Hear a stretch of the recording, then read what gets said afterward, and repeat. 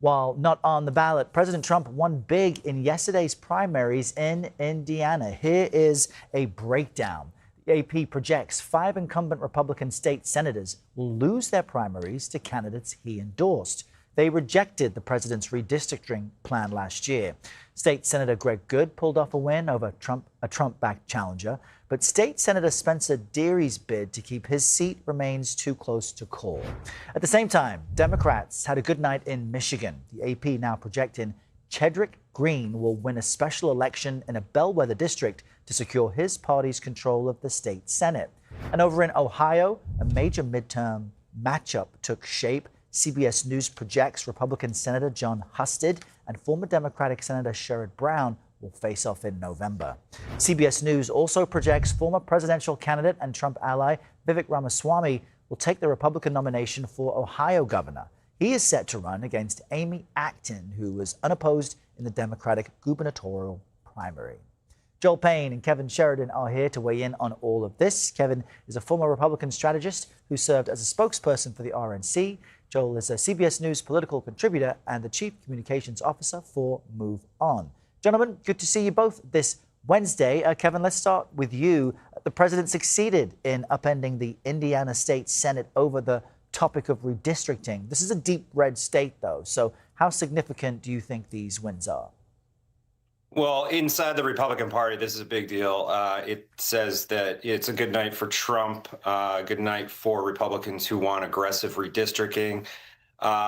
Indiana's probably not going to be able to do that now, but it's a signal to other states that this is the way that Republicans probably are going. It was a good night or a good day in the briefing room yesterday for Marco Rubio, but this election, the midterm election, will ultimately be determined by the gas prices and whether or not this Iran deal gets done and they can open the strait anytime soon. So overall, pretty good day for Donald Trump, but the macro issues are what they are, and they need to get resolved before we know what's going to be the outcome of this election. And Joel, to you, in Ohio, we have 2 Trump loyalists now going head-to-head with Democrats in races for the Senate and governor. So what should Sherrod Brown and Amy Acton's messaging be beyond criticizing Trump? As we heard from Kevin, is it the more macro issues of the economy? Yeah, Errol, I'll start with Indiana just really briefly. I suppose it's a good day if you think it's a good idea for Donald Trump and the Republican Party to spend $12 million to hold safe state Senate seats in races that cost about $500,000 in previous cycles. If that's the way Republicans are going to be using their resources, then I think November is going to be great for Democrats, to be honest with you. So I would be really concerned about the fact that Donald Trump Republicans had to use $12 million and spend 10x to save seats that they already held. That's something that I think a lot of Democrats are feeling good about. They've got a lot of money, Joel, as you know. Concerned about. I think related to Ohio with Ramaswamy and Sherrod Brown, winning in those primaries, or rather all the candidates winning in those primaries. What I would say is Democrats feel really confident in Sherrod Brown, who's a former state elected official, somebody who's won in Ohio several times before, who's very popular, who really only lost in 2024 because you had Donald Trump at the top of the ticket. And I think that John Husted's in a lot of trouble in that race. And, Democrats got a really good recruit in Sherrod Brown to run for that seat. Vivek Ramaswamy, I've noticed there's actually been a lot of infighting in the Republican Party around Ramaswamy and his candidacy. Amy Acton, as you mentioned, ran unopposed. And anytime you're going into a competitive race like that, when you already have your party united behind you versus having your party somewhat splintered, I think that's an advantage for the Democrats as well.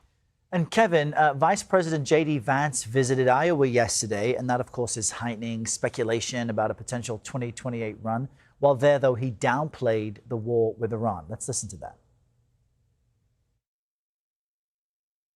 We also know that a lot of our farmers are struggling with high fertilizer prices. I'm aware of that. As the President of the United States has said, we got a little blip in the Middle East. We've got to take care of some business on the foreign policy side. If Vance does have his eyes on the White House, is that the right tone while addressing the war? Yeah, he's tiptoeing around the issue because obviously was not a big supporter of the action in Iran, but he is a team player and he's trying to message as best he can for the administration. It'll be interesting to see if he does the Marco Rubio tour of the press briefing room, and if he takes all comers and he can articulate his vision of a future in line with what the president is currently doing. But he's playing a tricky game right now. It's not easy to articulate this message right now because it's very unknown where this war is going to go. And he's right. I mean, it is affecting prices. It's affecting prices at the pump, fertilizer, food, everything. But I do anticipate it being resolved well before, way before 2028. But before the midterms even. So he's got some time to articulate what he thinks. And Joel, former President Barack Obama praised New York City Mayor Zohran Mamdani while discussing what he wants for the Democratic Party. Let's take a quick listen to that. You look at somebody like Mamdani, who I think is an extraordinary talent. He wants people to be able to afford housing in New York. Well, I would assume liberals in New York want the same thing. So what do you think is the key to Democrats making inroads in places like Iowa to find a specific candidate who excites voters like Mamdani? You have to find candidates who speak to the parochial local issues that matter and talk about them in the ways that matter. Mamdani talked about buses, talked about housing costs across the river in New Jersey. Mikey Sherrill talked about energy costs. In other parts of the country, it'll be about gas or it'll be about fertilizer. Affordability is always on the mind of voters, particularly when you have Donald Trump and Republicans that are making decisions that are making people's lives more expensive. Just really briefly, something I would add to the previous point about J.D. Vance. I don't know if the 14 American soldiers who lost their lives and their families would call what happened in Iran a blip. I don't know if the thousands who've been lost in that theater would call it a blip.